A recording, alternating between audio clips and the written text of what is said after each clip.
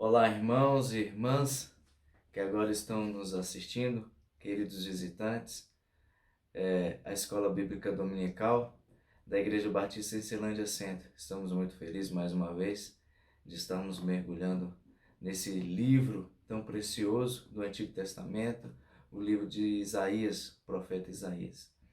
E hoje nós iremos aprender algo realmente também que toca os nossos corações. Esperamos que a palavra de Deus possa tocar na vida de vocês, assim como tocou na minha. E antes de mais nada, vamos fazer uma oração para que Deus possa iluminar as nossas mentes, os nossos corações. Amém? Senhor Deus, nosso Pai, te agradecemos, adoramos e louvamos o teu santo nome. Senhor, nós não merecemos a tua santa graça, mas pela tua santa misericórdia e pelo teu favor imerecido, tu fizeste, ó Deus, com que miseráveis pecadores alcançasse, ó Deus, fossem alcançados pela tua santa graça. Muito obrigado por tudo, em nome de Jesus Cristo. Amém, Deus. Então, meus irmãos, hoje nós vamos estudar Isaías capítulo 20. Eu confesso aos irmãos e irmãs que esse livro ele tem sido realmente algo que tem tocado o meu coração e a minha mente, com tanto ensino precioso, seja em termos de geografia bíblica, seja em termos de teologia, de filosofia, os estudos dos originais, hebraico. Então realmente tem sido de grande valia passar esse tempo e Deus tem aberto as nossas mentes e realmente feito maravilhas em nossas vidas. Nós vamos ler o capítulo 20 do livro de Isaías, versículos 1 a 6, rapidamente. No ano em que Tartã, enviado por Sargão, rei da Síria, veio a Asdod, atacou a cidade e a conquistou. Nesse mesmo tempo, o Senhor falou por meio de Isaías, filho de Amós, dizendo: Solte de seus lombos a roupa de pano grosseiro e tire as sandálias dos pés. Isaías fez isso, passando a andar despido e descalço. Então o Senhor disse: Assim como meu servo Isaías andou 3 anos, despido e descalço, como sinal e pronúncia contra o Egito e contra a Etiópia, assim o rei da Síria levará os presos do Egito e os exilados da Etiópia, tanto moços como velhos, despidos e descalços, e com as nádegas descobertas, para a vergonha do Egito. Então os israelitas ficarão apavorados e envergonhados, por causa dos etíopes, sua esperança, e dos egípcios, sua glória. Os moradores desta região dirão naquele dia: Vejam o que aconteceu com aqueles em que esperávamos, e a quem recorremos para nos livrar do rei da Síria. E agora, como nós vamos escapar? A título de introdução, estava lendo esses dias a respeito de Oliver Goldsmith. Ele foi um escritor irlandês, nascido em Kirkland West, condado de Westmeath, Irlanda. Ele era dono de um estilo muito especial. É interessante que ele cita algo que nós vamos trabalhar hoje pela manhã. Olha a frase que ele cita: Você pode fazer um sermão melhor com sua vida do que com seus lábios. Você pode fazer um sermão melhor com sua vida do que com seus lábios. E é isso que nessa trama, nessa história que Deus coloca ali na vida de Isaías e de todo o povo do Oriente que estava vivendo, nós vamos ver detalhes a respeito disso na vida desse precioso profeta de Deus. Amém? Você pode fazer um sermão melhor com sua vida do que com seus lábios, né? Há uma encenação aqui por parte da vida de Isaías e é algo que nós vamos tentar entender todo esse trabalho que é feito aqui, esse mandamento de Deus para esse grande profeta. Então, primeiro nós deveríamos entender um pouco sobre o contexto. O que está acontecendo aqui? Nessa época em que foi escrito, em que foi dito esse oráculo, essa mensagem de Deus para o profeta, lembrando que o profeta é a boca de Deus, não é isso? Ele recebe a mensagem de Deus e proclama aquela mensagem, aquele oráculo ao povo de acordo com o que Deus fala para o profeta. Então, o que estava acontecendo? Havia duas principais nações, vamos dizer assim. Os assírios, capital em Nínive. Não confundir com Sírios, capital em Damasco. Então, a Assíria, capital Nínive, era uma grande potência na época. E também os egípcios.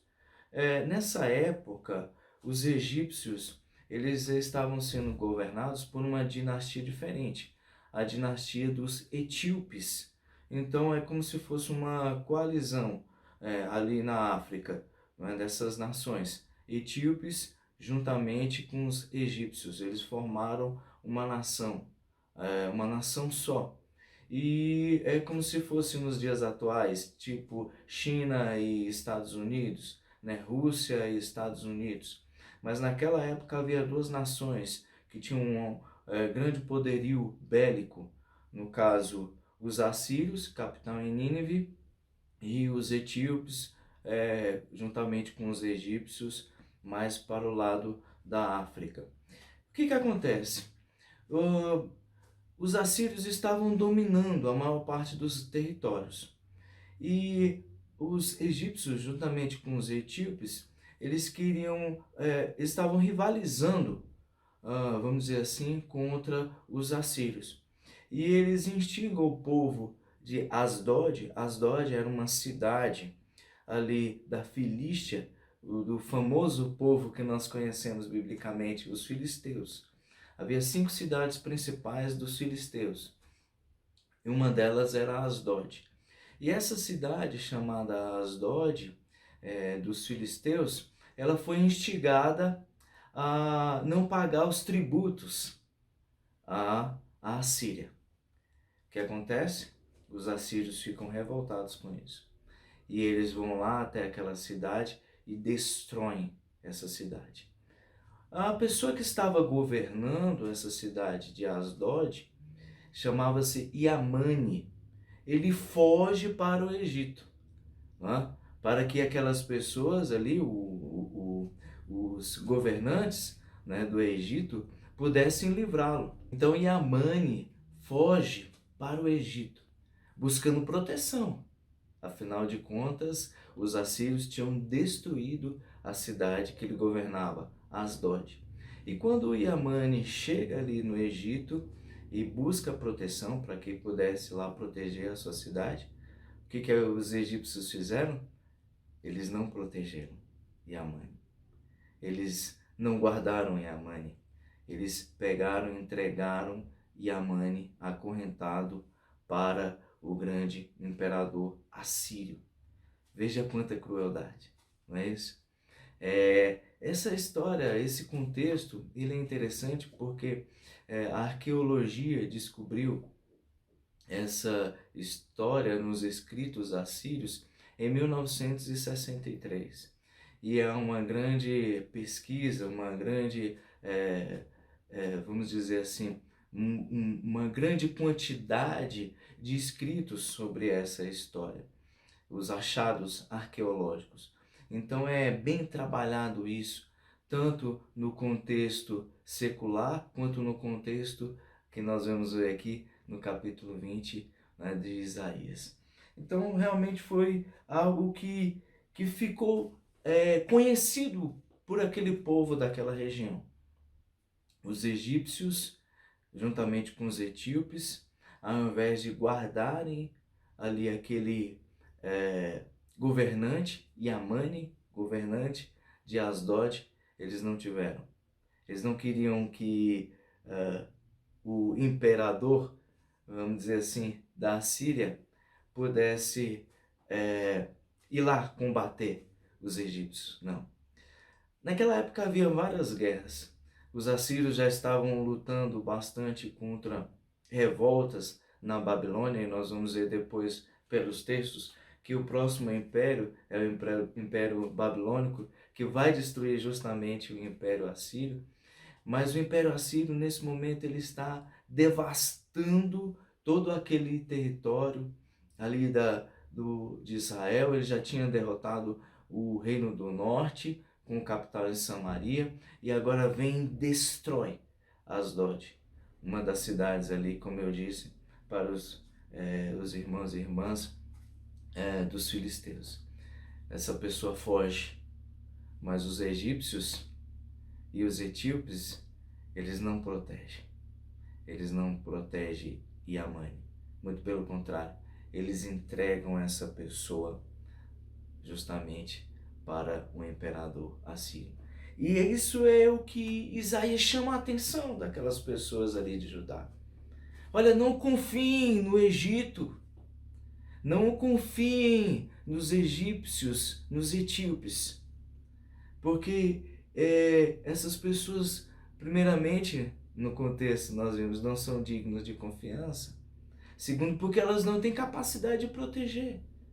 O imperador assírio está aí, o império assírio está aí, e vocês devem sim se submeter ao império assírio.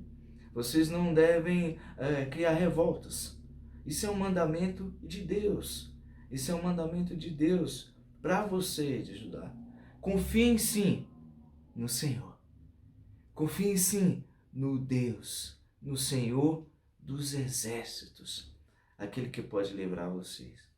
Então esse é o contexto, meus irmãos, dessa linda história, dessa grande história, desse contexto histórico do Império Assírio.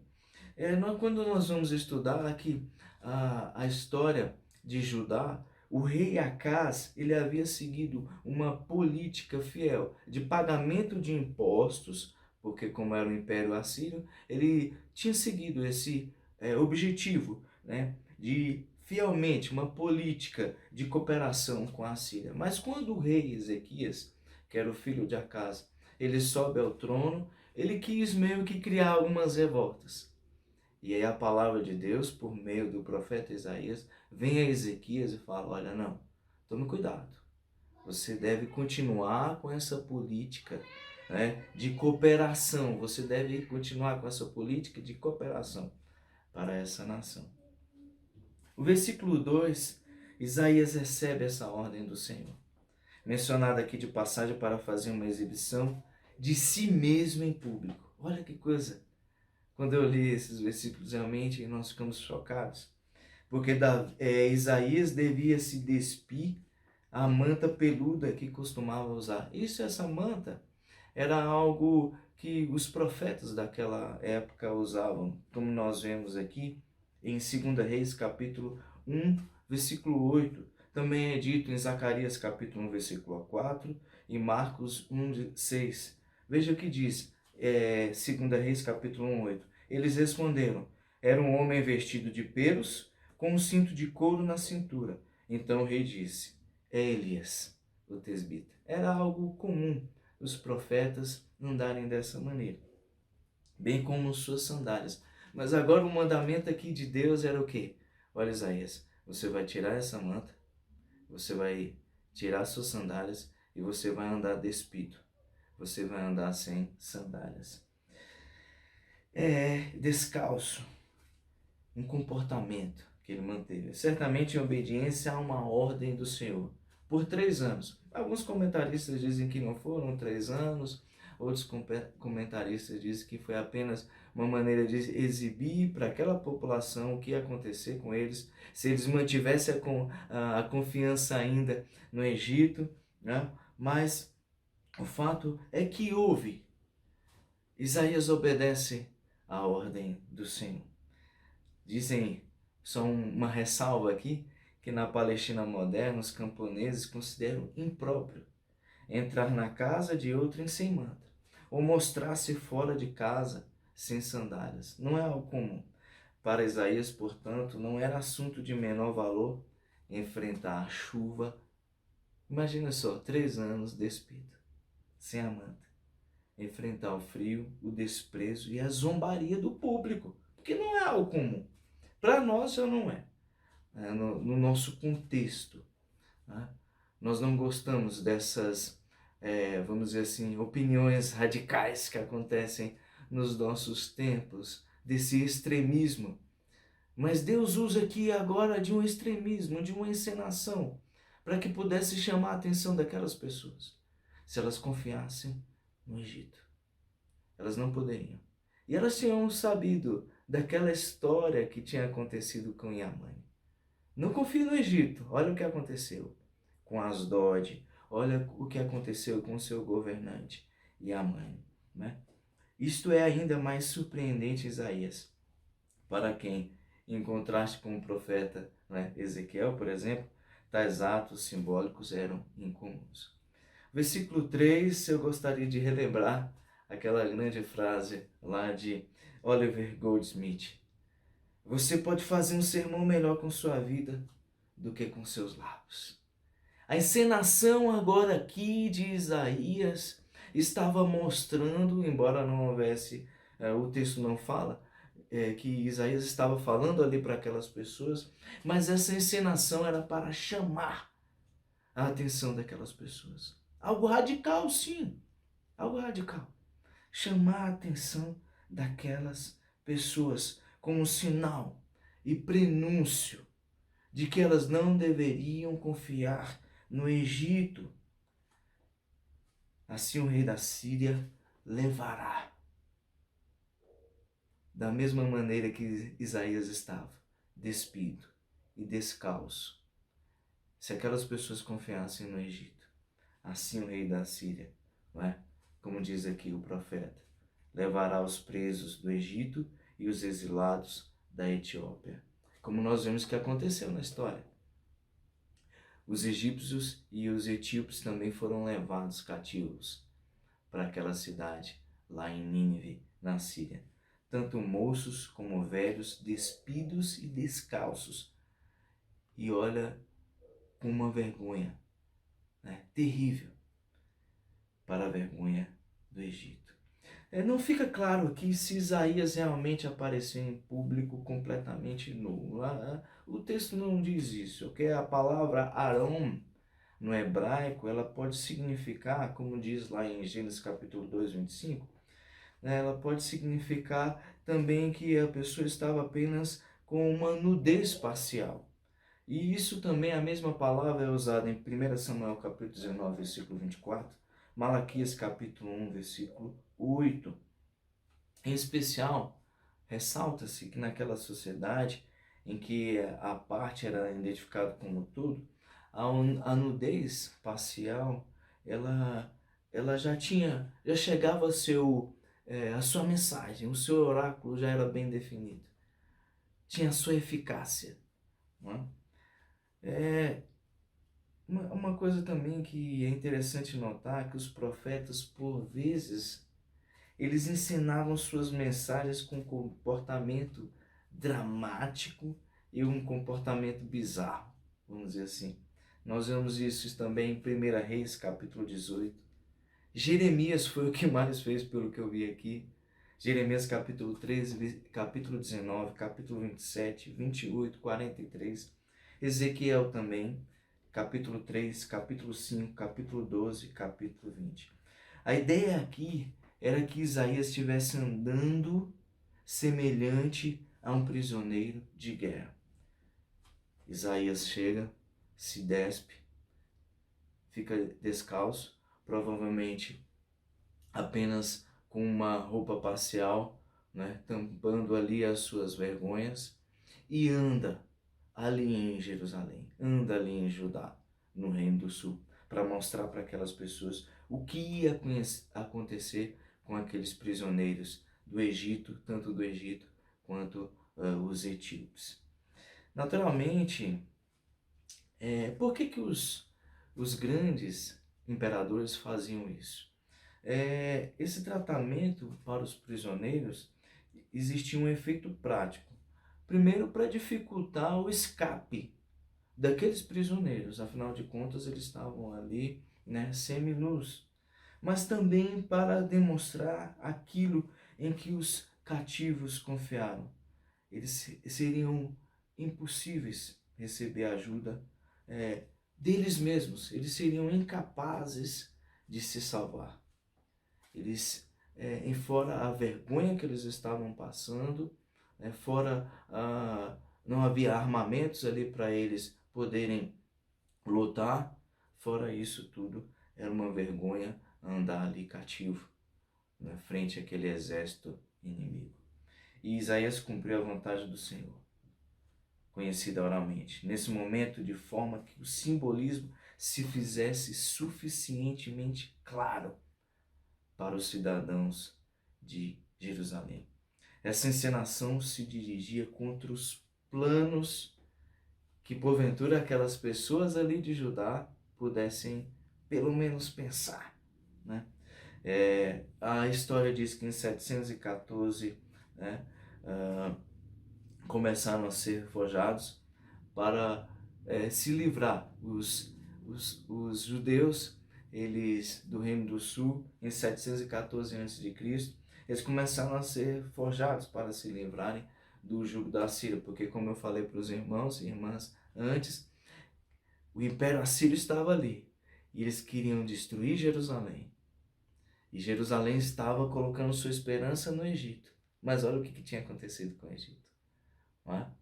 Os egípcios, eles pegaram, instigaram o reinado de Asdod, e Amani, que era o governador de Asdod, foge para o Egito, mas o Egito entrega, na nossa linguagem comum hoje em dia, na nossa gíria, entrega de mão beijada, né, para os assírios. Olha o que poderia acontecer se eles confiassem, né, no Egito.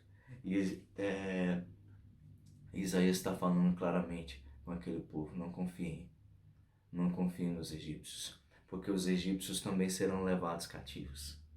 E é isso que nós vemos na história. Versículo 4, a princípio parece estranho, né?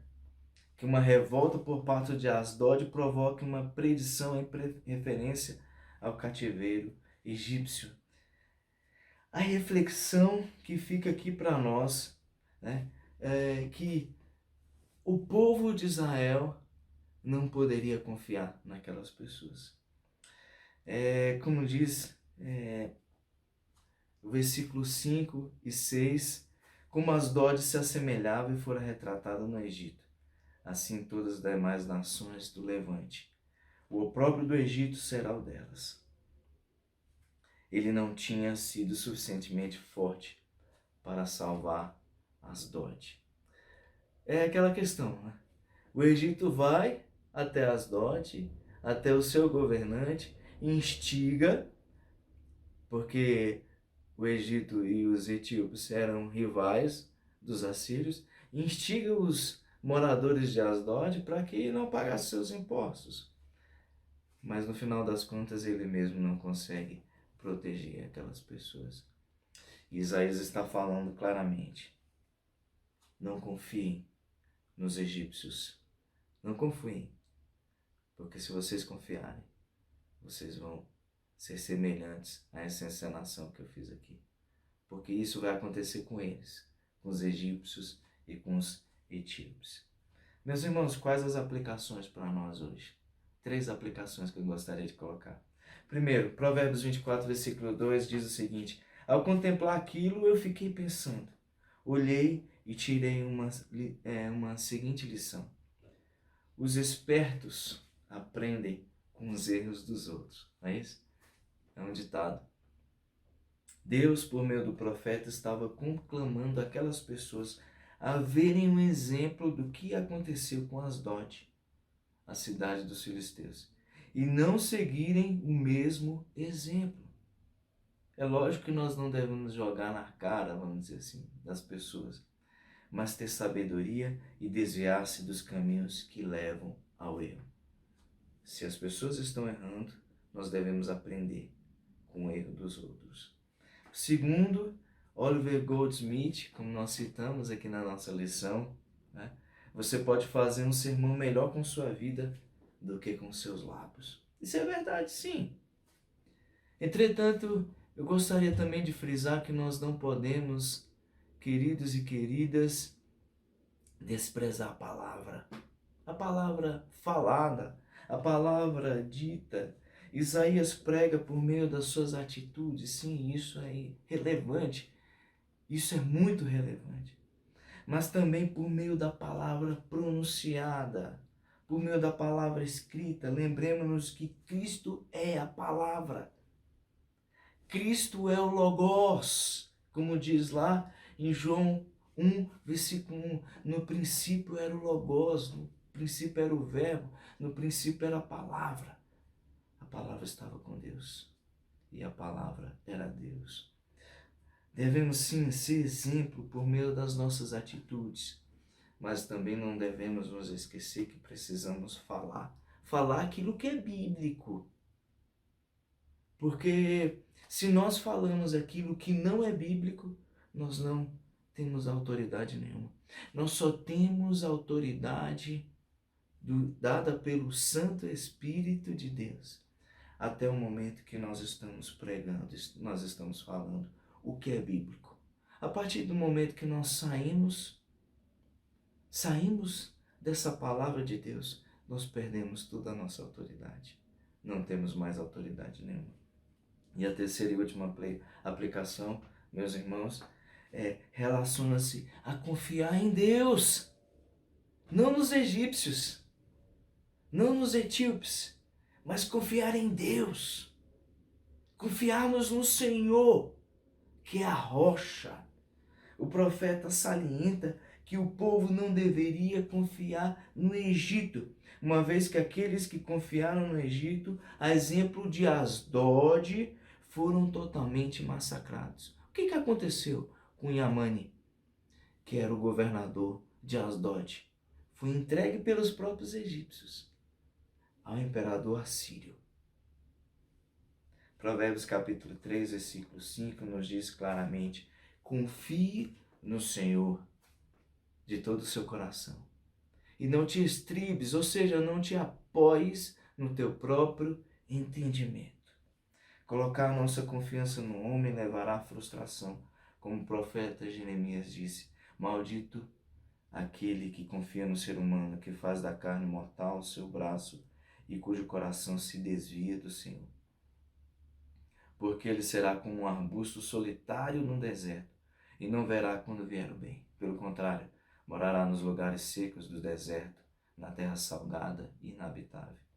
Romanos capítulo 10, versículo 11, Paulo diz assim: olha, todo que crê em Cristo não será confundido. Você e eu devemos confiar em Cristo, a paz. E a pergunta que fica, meus irmãos, para encerrarmos: quais são algumas maneiras pelas quais você e eu estamos tentados a confiar na ajuda meramente humana? Como você coloca sua confiança totalmente no Senhor? Que Deus aplique essa palavra, meu irmão e minha irmã, meu querido e minha querida, que está assistindo essa aula. Que Deus aplique essa palavra em nossos corações. Confiemos sim no Senhor, aquele que é a rocha. Não nos egitos, não nos etíopes, que muitas vezes haverá de vir em nossas vidas. Mas confiemos em Cristo, que é a rocha, que é a palavra, que é o sumo sacerdote, que é o Rei dos Reis, o Senhor dos Senhores. Amém?